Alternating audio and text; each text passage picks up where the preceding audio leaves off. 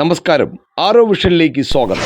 ട്രംപിന് വീണ്ടും കനത്ത തിരിച്ചടി ലഭിച്ചിരിക്കുകയാണ്. ഇക്കഴിഞ്ഞ ദിവസമായിരുന്നല്ലോ നമ്മുടെ അമേരിക്കൻ സുപ്രീം കോടതി ട്രംപ് തീരുമാനിച്ച ഈ അധിക തീരുവ, ഇറക്കുമതി തീരുവ ഈ ഭീകരമായ രീതിയിൽ കൂട്ടിയത് സുപ്രീം കോടതി റദ്ദാക്കിയത്. അതിനെ തുടർന്നാണ് ഇപ്പോൾ പുതിയ വിധി വന്നിരിക്കുന്നത്. അതായത് ട്രംപ് ഭരണകൂടത്തിന് സുപ്രീം കോടതി റദ്ദാക്കിയ ഇറക്കുമതി തീരുവ ഇനത്തിൽ കമ്പനികൾ അടച്ച തുക തിരികെ നൽകണമെന്നാണ് ന്യൂയോർക്കിലെ US court of international trade judge Richard eaten ഉത്തരവിട്ടത്. തീരുവ അടച്ച എല്ലാ ഇറക്കുമതിക്കാർക്കും സുപ്രീം കോടതി വിധിയുടെ ആനുകൂല്യം ലഭ്യമാക്കാൻ അർഹതയുണ്ടെന്നും ജഡ്ജി വ്യക്തമാക്കി. അതായത് എല്ലാവർക്കും സുപ്രീം കോടതി വിധി ആ തീരുവ റദ്ദാക്കിയപ്പോൾ ഈ ഇറക്കുമതി തീരുവ കൂട്ടാൻ ട്രംപിന് അധികാരമില്ല, ഭരണകൂടത്തിന് അധികാരമില്ല എന്ന് സുപ്രീം കോടതി വ്യക്തമാക്കിയപ്പോൾ ആ വിധി, അതായത് ട്രംപ് തീരുമാനിച്ച തീരുവ തന്നെ അസാധുവായി കഴിഞ്ഞു. അപ്പോൾ അന്ന് ആ ഇറക്കുമതി തീരുവ ഇനത്തിൽ എത്ര രൂപ കളക്ട് ചെയ്തിട്ടുണ്ടോ അത് മുഴുവൻ കമ്പനികൾക്ക് തിരിച്ചു കൊടുക്കണം എന്നാണ് ഇപ്പോൾ പുതിയ വിധിയിലൂടെ വന്നിരിക്കുന്നത്. ഇത് ശരിക്കും ട്രംപിന് മുഖത്തേറ്റ ഒരു അടി തന്നെയാണ്, അല്ലെങ്കിൽ ഒരു ഇരുട്ടടി ലഭിച്ചു എന്ന് തന്നെ പറയാം. റദ്ദാക്കപ്പെട്ട നികുതികൾ ഈടാക്കുന്നത് ഉടൻ നിർത്താൻ കസ്റ്റംസ് വിഭാഗത്തിന് നിർദ്ദേശവും നൽകി.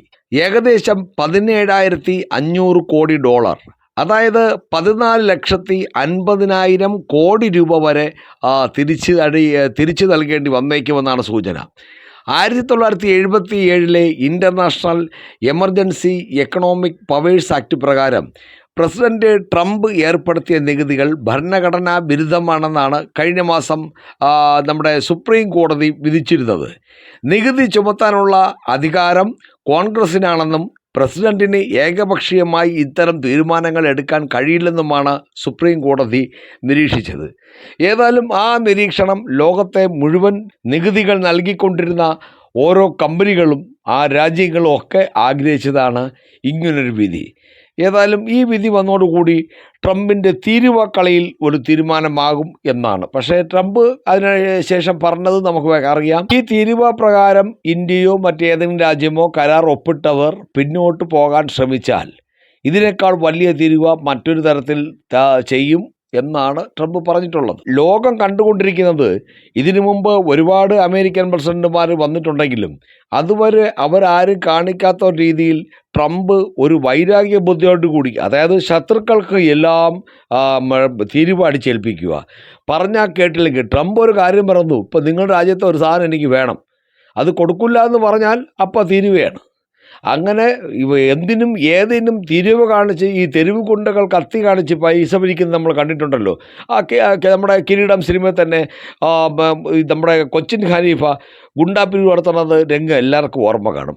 അതുപോലെ പൈസ ചോദിച്ചാൽ കിട്ടില്ലെങ്കിൽ കത്തിയെടുക്കുക എന്ന് പറയുന്ന ഒരു നയമാണ് ഈ ട്രംപ് ചെയ്തുകൊണ്ടിരിക്കുന്നത്. ഏത് രാജ്യത്തിനെതിരെയും ഇപ്പോൾ നമുക്ക് തന്നെ റഷ്യയിൽ നിന്നും എണ്ണ വാങ്ങുന്നു എന്ന പേരിൽ വാങ്ങരുതെന്ന് പറഞ്ഞു. അപ്പോൾ ഇന്ത്യ എന്താണ് പറഞ്ഞത്? റഷ്യ നമ്മുടെ ആദ്യകാലം തൊട്ടുള്ള സുഹൃത്താണെന്നും ഒരു സുഹൃത്തിനെ സഹായിക്കുകയാണെന്നും, അത് മാത്രമല്ല നമ്മുടെയൊക്കെ ഇത്രയും വില കുറഞ്ഞ രീതിയിൽ എണ്ണ കിട്ടുന്നു, അപ്പോൾ കോടികൾ ലാഭം കിട്ടുന്ന ഒരു കാര്യം, രാജ്യത്തിന് നേട്ടമുണ്ടാകുന്ന ഒരു കാര്യം എങ്ങനെ ചെയ്യാതിരിക്കും?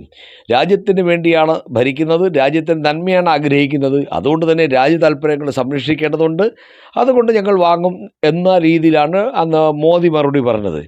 എന്നാൽ ഉടൻ അത് കേട്ടില്ല എന്ന് പറഞ്ഞ് അത് 25% തീരുവയും പിന്നീട് അധിക തീരുവയും ഒക്കെ ചുമത്തി ഇന്ത്യയെ വരച്ച വരയിൽ നിർത്താൻ നോക്കിയതാണ് ട്രംപ്. ഇങ്ങനെ ഓരോ രാജ്യമായിട്ടും ട്രംപ് ആവശ്യപ്പെടുന്ന കിട്ടിയില്ലെങ്കിൽ അവിടെ തീരുവ എന്ന ഒരു ആയുധമായിരുന്നു. ശരിക്കും തീരുവ എന്ന് പറഞ്ഞാൽ ട്രംപിനെ സംബന്ധിച്ച് ട്രംപിൻ്റെ കയ്യിലെ കത്തിയാണ്, ഒരായുധമാണ്.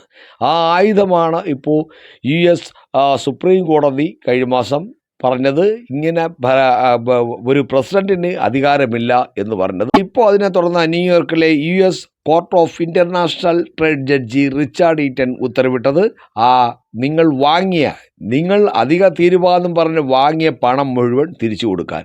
ഏതായാലും ഇനി കുറേ കാലത്തേക്ക് ട്രംപ് ഈ തീരുവ നയം കൊണ്ടുവരില്ലെന്ന് നമുക്ക് പ്രതീക്ഷിക്കാം. അപ്പോൾ മറ്റൊരു വാർത്തയുമായി വീണ്ടും കാണാം. നന്ദി, നമസ്കാരം.